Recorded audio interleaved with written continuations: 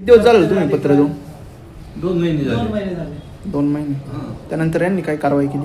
त्यांनी कागदोपत्री कार्यालयीन कागदोपत्री घोडे नसले गेले, परंतु आमच्या ज्या मूळ मागण्या होत्या त्या अद्यापपर्यंत पूर्ण झाल्या नाही. ते मूळ मागणी अशी होती की प्रत्येक सुविधा केंद्रामध्ये दरपत्रक लागलं पाहिजे. प्रत्येक सुविधा केंद्रामध्ये दरपत्रक लागलं गेलं पाहिजे. 2 नंबरला प्रत्येक अभ्यंगताला ऑनलाईन बिल मिळालं गेलं पाहिजे. आणि सेवा केंद्रामध्ये जे होते की अर्जंटची वेगळी फी, रेग्युलरची वेगळी फी, या संदर्भामध्ये अभ्यंगतांना जे विठीला धरलं जातं ते एकदम चुकीची पद्धत आहे.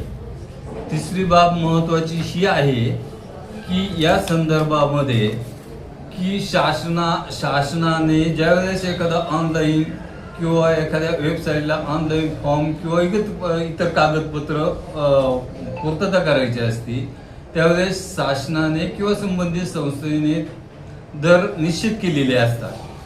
त्या निश्चित दरामधून संबंधित केंद्र चालकाला ठराविक टक्केवारीनुसार पैसे मिळत असतात. तरी त्याच्या दुपटीनं ते केंद्र चालक पैसे घेतात. अभ्यंगतांना ती लूटच म्हणता येईल, ती लूट करतात. आणि ही लूट बंद व्हावी म्हणून सातत्याने आम्ही 2 महिने पाठपुरावा करतोय. आता शासनाने याची त्वरित दखल घेतलेली नाहीये म्हणून येत्या 30 तारखेला या ठिकाणी आम्ही ढोलकी बजाव आंदोलन आणि त्याच्याबरोबर 1 दिवसाचं लाक्षणिक उपोषण प्रातिनिधिक स्वरूपामध्ये करत आहोत.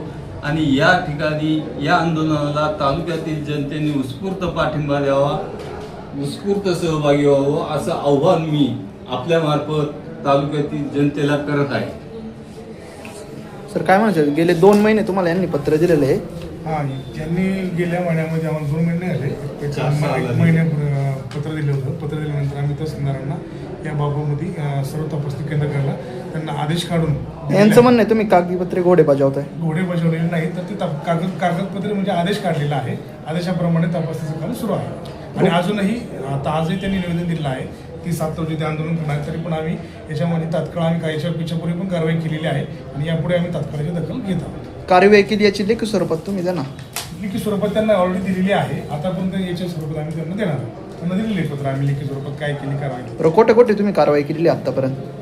त्यांना आम्ही तहसीलदारांना याबाबत लेखी कळवलेलं आहे. तुम्ही बोलले आता कारवाई केलेली आहे, तर कुठे केलेली कारवाई नक्की? तहसीलदारांना आम्ही याबाबत कारवाईसाठी कळवलेलं आहे. तहसीलदारांना याच्याबाबत गोडेगाव महासेवा केंद्र सर्व मंडळाधिकाऱ्यांमार्फत तपासणीचं काम सुरू आहे. कधीपर्यंत हे होईल पूर्ण? ह्या आठवड्यामध्ये आपल्याला 48 महासेवा केंद्र आहेत अख्ख्या आंबेगाव तालुक्यामध्ये. ते शासन मान्य 48 आहे. तर त्याच्यामध्ये सर्व मंडळाधिकारी स्तरावरती त्याची तपासणी सुरू आहे. ती कारवाई पूर्ण झाल्यानंतर शासनाच्या नियमानुसार दर लागले पाहिजे.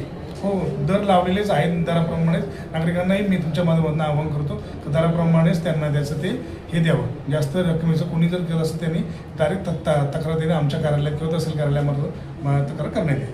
पण अपेक्षा ही लवकर कारवाई व्हावी ना. हो, तात्काळ कारवाई केली जाईल.